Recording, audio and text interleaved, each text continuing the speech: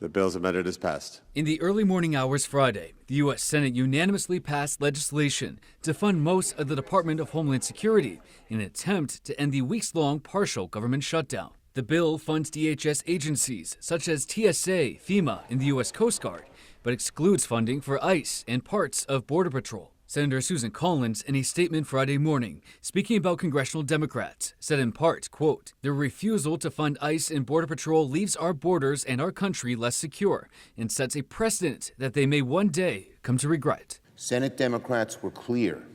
No blank check for a lawless ICE and Border Patrol. We held the line. I think they ought to fund the whole thing. We're at war right now. We shouldn't be going through this, too. The bill was then moved to the House, but was met with pushback from House Republicans and was rejected. Reports at this time indicate U.S. Speaker of the House Mike Johnson and GOP leadership will instead put forth a short-term bill to fully fund DHS for 60 days. However, this move puts ending the partial shutdown at risk.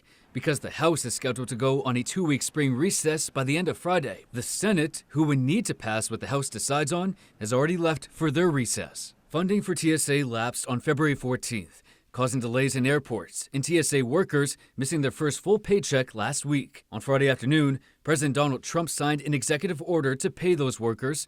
Those funds are reportedly coming out of the One Big Beautiful bill passed last July. A DHS spokesperson telling us the process for paying its workforce has already begun, and TSA officers should, quote, begin seeing paychecks as early as Monday. Doug Banks reporting for ABC 7 and Fox 22 News.